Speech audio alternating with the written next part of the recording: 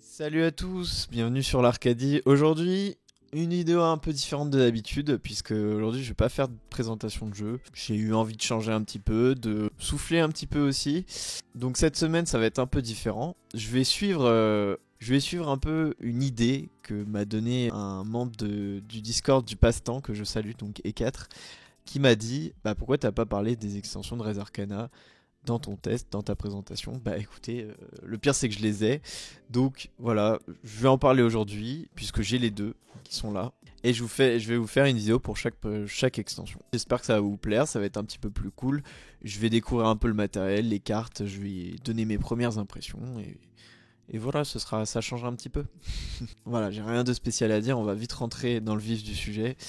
On se retrouve tout de suite. Donc, alors ces deux extensions, donc déjà on voit que bon, le visuel est quand même. On va dire, c'est un peu l'image du jeu. C'est très très beau. Franchement, quand tu vois ça en magasin et que tu connais le jeu, direct t'achètes. Hein. Donc on va mettre celle-là de côté pour l'instant. On va commencer par la première extension, donc Lux et Tenebrae. Tenebrae, je sais pas comment ça se prononce. Alors, qu'est-ce qu'il y a là-dedans? Alors, donc déjà, on a une petite introduction. Donc bon, il y a un mini story. Bon, je vais pas vous mentir, je pense que vous jouez pas au jeu pour l'histoire, vu le peu qu'il y en a. Donc, qu'est-ce qu'on nous dit? On nous dit que cette extension-là... Alors déjà, oui, petite particularité, c'est que cette extension-là vous permet de jouer jusqu'à 5 joueurs. Bon, je sais pas si c'est sympa, hein. Je sais qu'à 4 joueurs, je vous avais dit pendant le test que j'avais trouvé ça un petit peu déjà trop, puisque je trouvais que le quatrième joueur était laissé un peu sur le côté. Bon, s'ils l'ont mis, c'est qu'il y a dû avoir de la demande et qu'ils ont adapté le gameplay aussi pour qu'on puisse avoir un cinquième joueur, j'imagine. Qu'est-ce qu'on a d'autre? On a une nouvelle catégorie d'artefacts, donc les démons, ça ouais, j'en ai entendu parler aussi. Et des parchemins, donc des pouvoirs à usage unique qui peuvent être gagnés lors d'un tour et conservés pour plus tard. Ah, ça c'est intéressant. Vous avez donc 2 tuiles lieux de puissance, donc recto verso, donc 4 lieux de puissance en plus quand même. C'est pas rien. 12 cartes artefacts, pas mal. 4 cartes mages, 4 cartes monuments, 2 tuiles objets magiques. Ah, on a quand même des objets magiques en plus du coup. Ok. Et 8 tuiles parchemin, donc ça c'est les trucs à usage unique. Ah oui. Alors ça par contre c'est intéressant. On nous dit qu'en gros... Ah bah ça déjà voilà, ça c'est une bonne chose, vous voyez. Là, je vois quelque chose rapidement, c'est que la mise en place par rapport au jeu de base change. C'est-à-dire que là, en fonction de si vous êtes 2, 3, 4 ou 5, vous n'avez pas le même nombre de lieux de puissance et pas le même nombre de monuments aussi. Vraiment, vraiment pas mal. Hein. Donc les parchemins, là je vais pas pouvoir vous dire si vraiment c'est une feature qui est sympa. Juste je peux regarder un petit peu comment ça fonctionne. Il faut utiliser le... Ah d'accord. En fait pour les obtenir, donc il faut utiliser le pouvoir de l'objet magique inscription apparemment. D'accord. Bon après il doit y avoir des précisions sur des persos. Bon déjà, ce que je peux dire déjà c'est qu'il y a un truc qui me plaît beaucoup. C'est le fait que c'est un des défauts que j'avais dit dans le jeu de base. C'est que à 4 je trouvais que 5 lieux de puissance c'était merdique parce que en fait la personne qui chopait le lieu de puissance on va dire le quatrième, souvent on va dire qu'il y avait 3 lieux de puissance qui étaient intéressants sur les 5. Et voilà, lui il était un peu aux fraises quoi. Donc déjà là si on en a 6, c'est quand même déjà une très très bonne nouvelle. Ah et là on a un petit rappel. Ok. Donc vous voyez que tout le contenu peut être rangé dans la boîte de base. Ça c'est ce que nous avait dit E4 aussi. Donc on peut les ranger, ok. On peut les mettre dans le... Donc bon j'ai déjà dépunché. Hein. L'autre je pense pas que je l'ai fait mais voilà. Donc on a aussi un petit paquet de... forcément de ressources pour le cinquième joueur. On a 2 lieux de puissance. Alors déjà on a l'antre du dragon. Donc la carte en gros elle collecte 1 d'or. Donc elle coûte 8 feux, 4 de vie. On peut dépenser 4 de vie pour poser une ressource sur la carte. Ah oui c'est pas mal. Parce que c'est une carte qui ne... On pose des ressources dessus et elle ne s'engage pas. Donc ça veut dire que vous pouvez poser des ressources dessus ainsi qu'engager un dragon. Donc ça va donner clairement une utilité autre qu'offensive. Mort de rien hein, pour ceux qui savent que bon l'offensive des dragons ça va 2 minutes on va dire. Ça fait pas gagner des parties on va dire. Donc là déjà ça lui donne vraiment une utilité dans le sens où vous pouvez l'engager pour... vous pouvez engager vos dragons pour turbo en fait, pour complètement faire une machine. Ah c'est pas mal. Ensuite, forteresse de cristal. Alors là, ça coûte très très cher. Hein. 4 4 de ressources, de toutes les ressources. Alors en vrai c'est largement obtenable, hein, cela dit, honnêtement. Et peut-être que ce sera plus intéressant d'acheter ce lieu de pouvoir plutôt qu'un monument qui va coûter aussi 4 d'or. Donc on peut faire un contrôle de victoire immédiat. Et on gagne 5 points. Plus le nombre... Ah d'accord, plus 1 par tous les 2 artefacts dans votre jeu. Ok, c'est... c'est ultra fort, what the fuck. Non mais c'est quoi ces lieux de puissance là déjà? Ceux-là, les deux là, ils sont... Ça c'est un truc, clairement, vous avez votre lieu de puissance à production et vous prenez ça pour juste exploser la game en fait. Je suis assez impressionné. Ok. Alors oui, petite précision. Je pense que je vais classer... Alors pour les lieux de puissance, bon, peut-être pas forcément, mais pour les cartes artefacts, je vais essayer de les mettre de haut en bas pour qu'on ait un petit peu une idée de leur puissance, enfin ce que je trouve à première vue leur puissance. On revient un petit peu à la tier list que j'avais fait dans le test de base. Et là on a donc le temple des abysses. Alors là apparemment, de ce que je vois, ça prend beaucoup plus en compte la nouvelle mécanique avec les démons. Donc qu'est-ce qui se passe? On engage et on... Donc déjà elle coûte pas très cher, honnêtement, 6 d'eau et 3 de mort, c'est pas très cher. On engage avec 2 de vie. Et tous les joueurs ils font quoi? Ah, ils récupèrent tous leurs démons. What? Ah mais d'accord, en gros ça peut être pas mal pour vous si vous avez des démons et que vous les avez... Et il y a que vous qui en avez, mettons, vous en avez engagé et ça vous les remet, ça vous les désengage. Et porte des enfers, waouh. Elles sont toujours une DA au top, hein, franchement. On engage avec un démon, donc ça c'est un peu un repère des dragons. On engage avec un démon et ça met un truc sur la carte. Détruisez une de vos créatures, ça met aussi un noir sur la carte. Et 4 de feu, ça met aussi un mort sur la carte. Ok, c'est pas mal. Si vous avez plein de démons, ça compte comme point de victoire, plus le nombre de noirs que vous avez sur la carte. Ok, très bien. Bah écoutez, je trouve ces lieux de puissance quand même assez forts. J'avoue que je suis assez étonné. Alors bon, il y en a un clairement, celui-là c'est pour utiliser la mécanique des démons, mais l'autre, honnêtement, bah celui-là ça complète un petit peu des failles de gameplay, notamment au niveau des dragons, leur donner une utilité supplémentaire. Et ça, ça c'est juste, si vous êtes riche, vous pouvez gagner instant quasiment, honnêtement. Parce que je veux dire, 5 plus le nombre d'artefacts et tu peux faire un contrôle de victoire immédiat. Ok. Ensuite, qu'est-ce qu'on a là-dedans? Donc on a les 2 nouveaux objets magiques. Donc illusion. Donc illusion, ça sert à quoi? Alors, ok, j'ai compris. En lisant le manuel. En fait, c'est hyper fort. C'est-à-dire que vous pouvez simuler un pouvoir de soit un démon, soit une créature, ou soit un dragon. En gros, vous pouvez, ça peut devenir... Par exemple, si j'ai le bosquet, je peux l'engager pour dire, voilà, c'est une créature, donc je l'engage et je peux mettre des ressources sur ma carte. Ou si par exemple j'ai le repère de dragon, je peux dire, ah bah tiens, c'est un dragon, j'engage, je dépense 2 ressources et ça devient un dragon. Ah oui, c'est...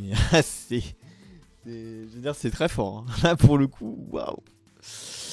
Ensuite, inscription. Donc là, c'est la carte qui permet de prendre des parchemins. Donc on l'engage et on ici une ressource. Alors on va voir un peu la gueule des parchemins. Donc, restauration, on paye une ressource, non, on récupère une carte. Ok. On pioche une carte. Ok, c'est cool. Ça, c'est si vous n'avez pas recherche ou si vous avez vraiment besoin de la carte, de cartes rapidement, on va dire. Transformation. D'accord. Ah oui, ok. Alors ça, c'est autant qu'on veut en plus, donc c'est un peu fort. Disjonction. Ok, vous pouvez balancer un or. Alors ça c'est vachement bien pour le coup. Bouclier, en classique, un truc pour vous protéger. Destruction, on choisit un artefact et on gagne son coût en ressources. Ok. Vitalité, alors ça c'est une coupe de feu. Projection, x3 ressources inconnues de l'or. Ok.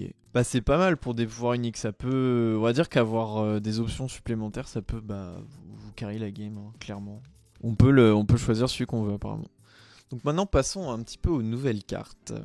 Voilà, qui sont quand même... Bon, il y a quelques cartes, j'avoue que ça fait plaisir. Le jeu on avait quand même un petit peu besoin. Hein. Parce qu'au bout d'un moment, on faisait un peu le tour des mécaniques. Vous avez vu, j'ai pu faire une tier list, donc bon. C'est que voilà, il y avait besoin un peu de renouvellement parce qu'on tournait un peu sur les mêmes choses tout le temps, quoi. Alors, donc on va commencer par les 4 personnages. Donc je vais essayer, vous avez vu j'ai fait de la place, hein. Je vais essayer de les classer par un petit peu par puissance quand même, parce que je trouve étant on va dire les cartes plus ou moins fortes. Après ça reste subjectif, hein, c'est à première vue ce que je constate. Et plus des critères style par exemple une carte que je vais avoir tout le temps envie de piocher, je vais la mettre plus haut. Une carte que voilà, je vais la piocher, ça va être beaucoup plus situationnel, je vais la mettre un peu plus bas. Enfin bref, c'est vraiment vous dites pas que la carte est nulle, parce que moi je considère qu'il n'y a aucune carte nulle dans Res Arcana. On va dire qu'il y a des cartes qui sont beaucoup plus utiles, mais souvent que d'autres. Voilà, c'est plus ça ma méthodologie quoi. Et déjà les personnages, on va commencer par Monsieur le Démoniste.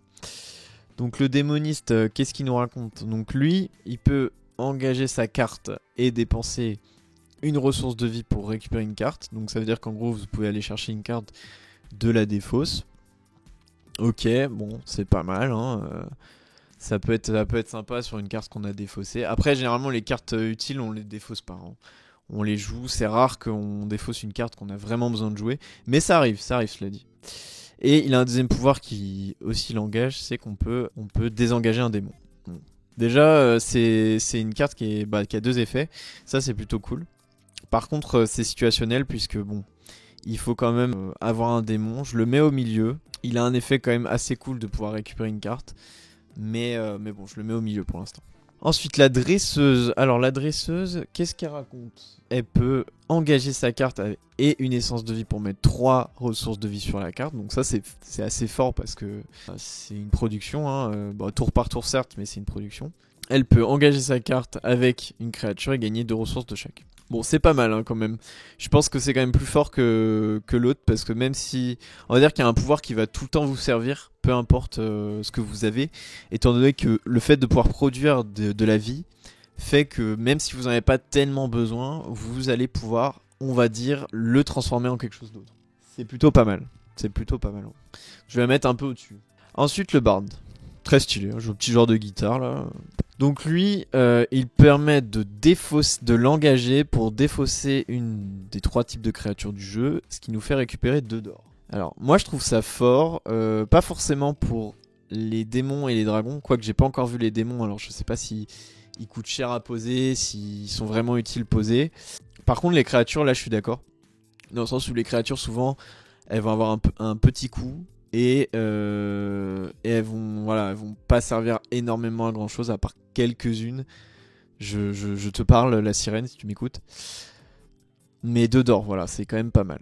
Et sinon, on peut l'engager pour obtenir une ressource. Bon, je trouve ça pas mal, mais encore une fois, c'est situationnel, pardon, parce qu'il faut que on ait des créatures qui nous servent à rien.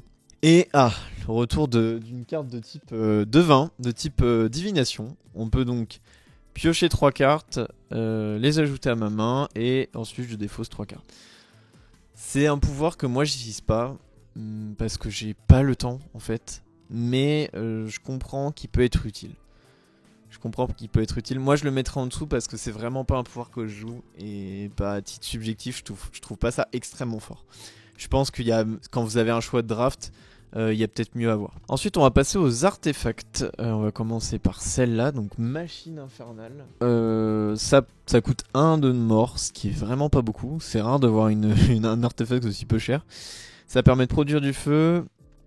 Et donc, quand vous l'engagez et que vous payez n'importe quelle ressource, vous placez les essences sur la carte. Et l'engager, tu peux prendre les ressources de n'importe quelle carte. Tu peux récupérer l'or du coffre-fort d'un coup, enfin... Ouais, si t'as besoin de turbo, par exemple, tu produis ton or de coffre-fort, tu peux le récupérer direct. C'est très situationnel comme carte. Hop. Oh, le démon feu, putain la vache. Il est trop beau. Ah bah, vous voyez, il coûte pas très cher, hein. 2 de feu et 2 de mort. Donc il produit du feu, ok, très bien. Si tu l'engages, avec du feu, tous les héros prennent 2. Ah oui. Ah d'accord. Ah oui, c'est... Bon, après, faut payer une ressource de feu. C'est vrai que le dragon ne te demande pas de payer de ressources, mais la vache, c'est pas cher payé pour casser les couilles des gens, quoi. Et tu l'engages... Ah, en plus, c'est une carte de prot, c'est-à-dire que tu peux l'engager en payant une ressource de vie, tu gagnes 3 feux. Ah non, mais c'est bien. Ouais, non, c'est une bonne carte. Ombre planaire. Donc 2 de feu, de mort, donc c'est le même que le démon du feu quasiment. Donc elle collecte du feu. Alors ça, je trouve ça bien aussi que les cartes collectent des ressources. Genre c'est pas mal. Hein. Donc tu pioches 2 cartes, tu les ajoutes et t'en défausses une. Ouais. En engageant avec une ressource de vie, tu gagnes 3 d'eau. Bah écoutez, c'est vraiment pas mal. C'est moins frontal que pour les ennemis, donc je la mettrais, on va dire, plus là. Voilà, c'est plus passif, on va dire. Chien de la mort. Alors donc, attention, là on a la première carte qui a le double type. Donc le double type, c'est-à-dire que c'est un démon et c'est une créature en même temps. Donc il peut être utilisé pour le bosquet. Non bah c'est tout. Mais bon, elle peut être utilisée en tant que démon aussi. Donc le chien de la mort, qu'est-ce qu'il nous fait ce truc là? Collecte 2 de mort, donc c'est quand même pas mal. Ensuite, vous pouvez faire des dégâts aussi. Et vous pouvez gagner autant de... Ah oui, ah bah alors ça c'est mes cartes préférées. C'est-à-dire que vous pouvez gagner autant de morts que une personne a de l'or. Sachant que normalement quand vous jouez, il y a tout le temps des gens qui ont de l'or. Ça c'est obligatoire. Ok pour ça, donc bah écoutez, moi je vais la mettre très très haut. Pour l'instant je vais la mettre au-dessus des autres. Parce que vraiment, pro de 2 de feu, pouvoir attaquer, double type. Ensuite, vortex de destruction. Elle coûte 2 rouges, 2 verts et 2 morts. Ok, donc ça produit du mort et du feu. Ça permet de détruire un autre de tes artefacts qui gagne son coup avec plus 2. Ok, donc ça c'est pour faire un peu de nettoyage. Et tu peux l'engager pour gagner 3 ressources de mort instantanément. Alors moi j'ai tendance à dire dans la vie que les ressources de mort sont moins utiles que les autres. Malgré le fait que là je vois que les lieux quand même s'en servent pas mal. Je trouve que c'est moins fort que les autres. Très clairement. En plus, faut être un petit peu plus flexible au niveau des ressources. Le fait de pouvoir gagner des choses qui sont posées avec leur coût plus 2, bon, faut déjà les poser, faut déjà avoir un intérêt à poser les artefacts et pas les défausser d'abord. Ensuite, on a le roi des nains maudits. Donc lui, il coûte pas cher, hein. Pour le coup, il coûte une ressource de vie, une ressource de mort. Et il permet de payer mort, vie et feu, de mettre 2 ors sur la carte. Et si vous engagez avec la carte et un dragon, vous gagnez 1 d'or. Bon, il faut avoir un dragon, ça coûte cher. Cela dit, ça reste un démon, donc qui peut être utilisé forcément à des lieux de puissance, des nouveaux. C'est quand même pas mal. Ça coûte cher, mais bon, ouais, franchement, je vais mettre là pour l'instant. Ensuite, la grenouille, le gremlin du chaos. Ah bah tiens, là on a la carte combo par excellence. Donc elle coûte pas cher. C'est fou comment les démons coûtent pas cher. Putain, quand tu compares avec les dragons qui sont hors de prix pour l'effet qu'ils font, ouais, franchement, il n'y a pas photo. Lui, tu l'engages en payant une ressource de vie et ça te permet de désengager un autre démon. Bon, bah ouais, c'est vraiment pas mal. Tu peux du coup spammer des pouvoirs. Alors, par contre, oui, la petite précision, oui, je viens de le remarquer, mais les démons donnent pas de points de victoire, alors que certaines créatures en donnent et les dragons donnent tous un point de victoire. Ah ouais, par contre, c'est vrai que tu peux utiliser le pouvoir 2 fois. Non, en fait, il est très fort parce que le désengager, un démon, ça va te permettre d'utiliser leurs pouvoirs qui sont quand même tous bien. Oh putain, il y a le dragon arc-en-ciel de Yu-Gi-Oh! Tiens. Alors lui, il te permet de collecter ce que tu veux, donc sauf de l'or et de la mort, donc autant dire t'es un peu limité quand même, mais bon, c'est quand même pas mal. Et tu peux engager avec 1 d'or pour poser 4 ressources de ce que tu veux, et ça donne un point de victoire. Et c'est un dragon pas cher en plus. Alors moi, je trouve ça bien. Je trouve ça bien pourquoi? Déjà un point de victoire. Déjà, c'est pas très cher. Ensuite, ça collecte ce que tu veux. Donc bon, c'est un petit peu plus flexible que ce qu'on a vu auparavant. Et ensuite, il y a pas mal de games où l'or, tu vas en avoir un petit surplus, genre 1 d'or, tu sais que tu vas pas produire beaucoup d'or dans la game. Je trouve que c'est une très très très bonne carte pour son statut de dragon à bas coût. Lion d'or, donc là on a une créature. C'est marrant, il y a beaucoup de créatures. Il y a quasiment, d'ailleurs, à part la machine infernale là, on a vu que ça pour l'instant. Comme quoi, ils ont un petit peu rendu plus intéressant. Parce que c'est vrai qu'en fait, dans le jeu de base, vous jouez beaucoup avec les cartes de base. En fait, les monstres et les créatures vont pas tout le temps servir. Enfin, ça va pas être votre priorité. Donc là, le fait qu'ils aient remis un peu au goût du jour, je trouve ça vraiment sympa. Le lion d'or, donc lui, attention, ça va coûter de l'or pour le poser. Ah bah en fait, c'est un... D'accord, je vois très bien. C'est une source élémentaire. Cette carte en payant 1 d'or. Donc c'est une source élémentaire qui donne 1 point de victoire avec 1 d'or. Mais c'est exactement la même chose. Alors pour moi, la source élémentaire, je l'avais mis un peu bas. Là, je vais le mettre un peu plus haut. Après, ça reste une source élémentaire. Ça va être au début de la game, tu vas pas la poser. À la fin de la game, il sera trop tard. Ouais. Flasque de lumière. Alors, donc là, c'est un langage avec une ressource d'ombre et ça te permet de choper ces deux-là. C'est gratuit à poser. Et tu peux réagir à la destruction de n'importe quel artefact. Oui, bah c'est gratuit. Après, c'est pas un prisme et c'est pas un éclat élémentaire. C'est pas ouf. Épée démoniaque. Donc ça, c'est un démon qui coûte de l'or. Donc c'est le premier. Alors lui, il te donne un point de victoire. C'est marrant, à chaque fois que ça te coûte de l'or, généralement, ils te mettent un point de victoire avec. Ce petit cadeau de la maison. Donc ça, tu l'engages, tu gagnes autant de feu autant que des démons d'un rival. Ouais. Alors il n'y a pas non plus 15 000 démons dans le jeu, hein, cela dit, donc bon, pas génial. Et Homonculus. Ok. Donc ça te coûte un vert, c'est tout. Tu peux le placer à un démon moins cher et tu peux engager... Alors oui, ça c'est fort. Ça te coûte rien et tu peux poser des ressources sur la carte. Et en plus, ça peut t'aider pour tes démons. Ouais, non, ça c'est un peu plus fort. On a encore 4 cartes, 4 monuments. Le Panthéon. Donc notez qu'ils coûtent tous encore 4 d'or. Donc ça collecte du feu et tu peux l'engager. Ça te donne du feu et chaque rival gagne aussi du feu. Généralement, tu gagnes soit 2 ressources de la carte, soit 3. Là, t'en gagnes qu'une. Bon, du coup, c'est pas un truc de fou. Hein. C'est un lieu à 2, mais bon, c'est pas non plus la dinguerie, quoi. L'atelier, ça produit du feu ou de la mort. Ça donne un point de victoire et son effet, c'est une résurrection pour 1 d'or. Bah c'est pareil, t'as pas trop envie de l'acheter en fait. T'as pas tout le temps de l'or, t'en as pas à l'infini dans le jeu, hein, clairement. Ouais, ça va être très situationnel, c'est comme Panthéon. Laboratoire, donc.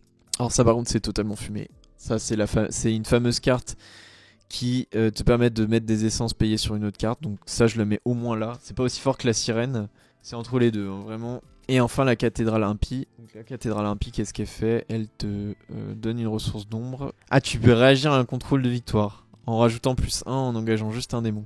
Ouais, je peux pas la mettre au-dessus des deux autres.